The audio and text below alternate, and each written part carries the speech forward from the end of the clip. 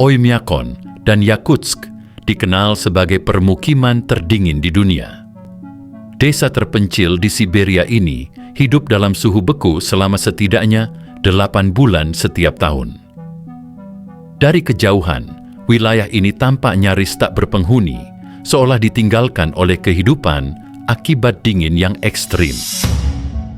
Suhu rendah di Oymyakon bukan sekadar menusuk kulit, tetapi seakan membakar ujung jari.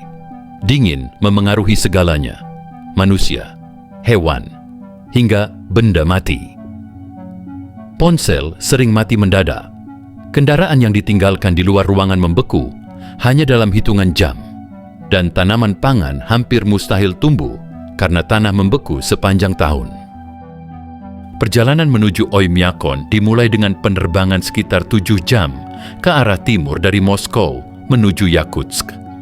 Setelah itu, perjalanan darat berjam-jam membawa pengunjung ke desa yang suhunya kerap mencapai minus 60 derajat Celcius. Sensasinya terasa seperti berada di planet lain. Sekitar 800 penduduk hidup terpencar di wilayah seluas 1,5 kilometer persegi, dan jarang sekali terlihat aktivitas manusia di luar rumah. Tanah di kawasan ini merupakan lapisan beku permanen yang mencapai kedalaman ratusan meter. Untuk bertahan hidup, desa mengandalkan sistem pemanas terpusat berbahan bakar batu bara yang menyalurkan panas ke setiap rumah melalui pipa-pipa. Sistem ini harus beroperasi tanpa henti, karena gangguan sekecil apapun dapat berubah menjadi bencana mematikan di tengah dingin yang tak memberi ampun. Hari di Oymyakon selalu dimulai lebih awal. Meski matahari baru terbit sekitar pukul 10 pagi, aktivitas warga sudah berlangsung sejak gelap masih menyelimuti desa. Di dalam rumah, satu ruangan kerap memiliki banyak fungsi, sekaligus sebagai tempat tinggal, ruang penyimpanan, dan lemari pendingin alami. Ruang yang tidak dipanaskan justru dimanfaatkan untuk melindungi bahan makanan dari udara ekstrem di luar. Sarapan menjadi momen penting. Makanan berkalori tinggi seperti panekuk berminyak dengan selai kerap disantap untuk mengisi energi. Dengan suhu harian yang berkisar antara minus 50 hingga minus 60 derajat Celcius, tubuh terus bekerja keras mempertahankan panasnya, terutama di pagi hari setelah berjam-jam tidak aktif saat malam. Makanan berlemak dipilih karena mampu menyediakan energi secara perlahan dan menjaga pemanasan internal tubuh dalam waktu lama. Akses air bersih menjadi tantangan lain di Oymyakon.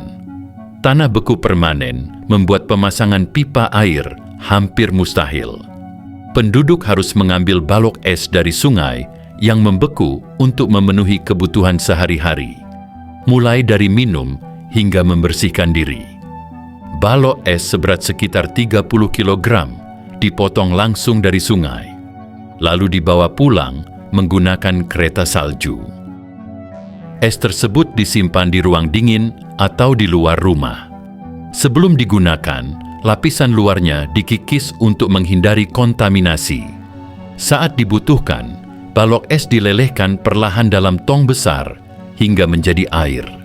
Dengan cara sederhana namun melelahkan ini, masyarakat Oymyakon mempertahankan akses terhadap air bersih di salah satu lingkungan paling keras di bumi. Musim dingin di Oymyakon berlangsung hampir sepanjang tahun. Hanya sekitar 3 bulan es mencair dan musim panas terasa singkat. Bahkan jika pipa air dipasang di rumah, air di dalamnya akan membeku seketika. Karena itu, kebutuhan sehari-hari seperti mencuci tangan dan memasak hanya mengandalkan air yang telah disimpan sebelumnya. Ketiadaan infrastruktur sanitasi membuat fasilitas dasar seperti shower dan toilet tidak tersedia di dalam rumah. Gubuk-gubuk kecil tanpa insulasi dibangun di halaman sebagai toilet sederhana, tanpa sistem pembuangan limbah.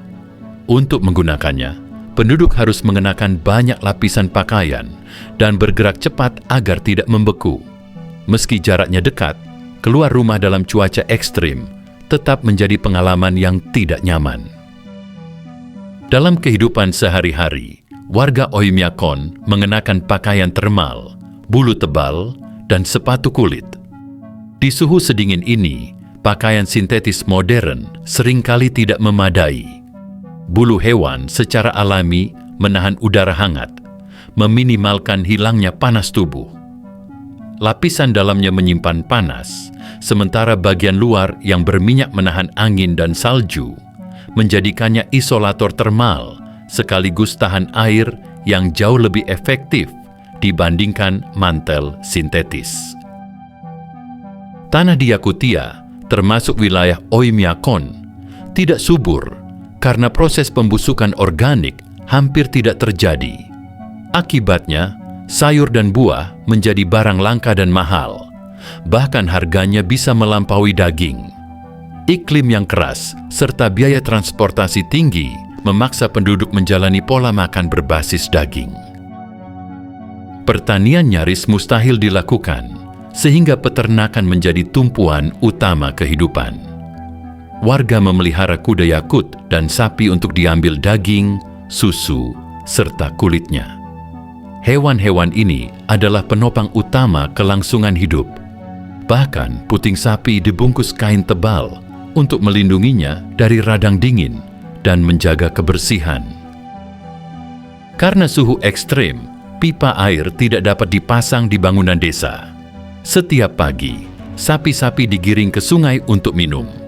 Mereka bergantian masuk ke air yang membeku dan harus bergerak cepat sebelum dingin menjadi tak tertahankan.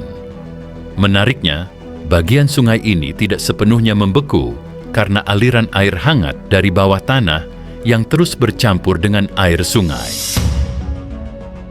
Inilah kuda yakut, salah satu hewan paling tangguh di planet ini.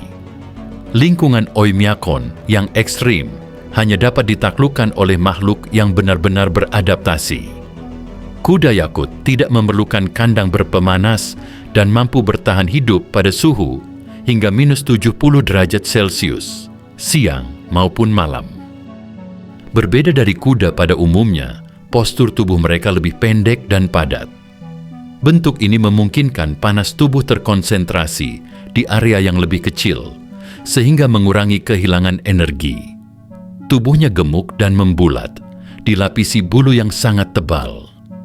Kukunya pun panjang dan kuat, memungkinkan mereka berdiri lama di atas tanah beku tanpa cedera. Kuda-kuda ini tidak hidup liar sepenuhnya.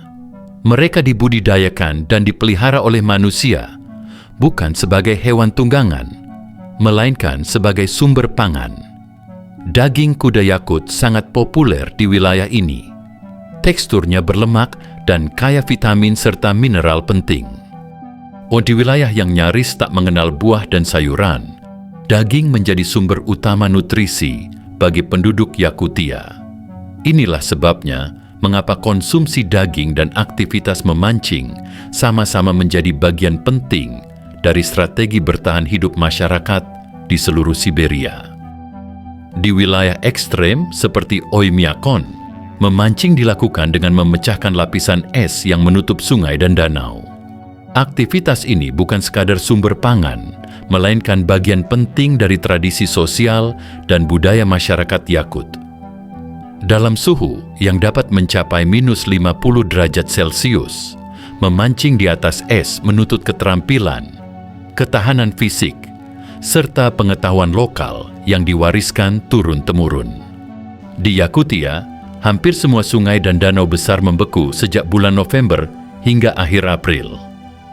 Ketebalan es bisa mencapai 1,5 hingga 2 meter, sehingga nelayan harus mengebor atau memotong es menggunakan kapa, palu besi, atau tombak berujung logam. Titik memancing biasanya berada di tikungan sungai, pertemuan arus, atau bagian tengah danau yang dikenali melalui suara air di bawah es, atau pengalaman musim sebelumnya. Ikan yang ditangkap akan langsung membeku saat terangkat ke permukaan. Di Oymyakon, ikan jarang dimasak dan lebih sering dikonsumsi mentah dalam tradisi yang dikenal sebagai stroganina. Kebiasaan ini merupakan bentuk adaptasi biologis, karena proses memasak dapat merusak vitamin D, asam lemak, dan enzim penting yang sangat dibutuhkan di wilayah dengan sinar matahari terbatas. Jika hasil tangkapan tidak mencukupi, penduduk membeli ikan beku di pasar-pasar Oymyakon dan Yakutsk. Dari sinilah kebutuhan gizi masyarakat tetap terpenuhi di tengah alam yang keras dan tak memberi ruang bagi kesalahan. Sarana transportasi di Oymyakon mencerminkan kerasnya alam yang mereka hadapi. Sebelum kendaraan bermesin dikenal luas, penduduk setempat mengandalkan kuda, sapi, dan rusa kutub untuk berpindah tempat. Rusa kutub memegang peranan penting, tidak hanya sebagai alat transportasi, tetapi juga sebagai sumber daging, susu, dan kulit. Di wilayah dengan suhu ekstrem ini, kendaraan modern pun tidak kebal terhadap dingin. Mobil yang dibiarkan di luar ruangan selama 1 jam tanpa mesin menyala dapat membeku sepenuhnya dan harus dicairkan sebelum bisa digunakan kembali. Untuk mengatasinya, warga memakai pemanas jet atau, jika beruntung, menyimpan kendaraan di garasi berpemanas. Sebagian penduduk bahkan membiarkan mesin mobil tetap menyala tanpa henti selama berjam-jam, bahkan berhari-hari. Di Oymyakon dan wilayah Siberia lainnya, menjaga mesin tetap hidup bukan sekadar kebiasaan, melainkan kebutuhan untuk bertahan. Suhu yang dapat turun hingga -50 derajat Celcius menjadikan bahan bakar, oli, aki, ban, dan komponen logam rentan membeku. Oli mengental, aki kehilangan daya, bahan bakar membeku, dan tekanan udara dalam ban menurun drastis. Karena itulah, sopir taksi dan minibus menyalakan kendaraan sejak dini dan membiarkannya idle sepanjang hari.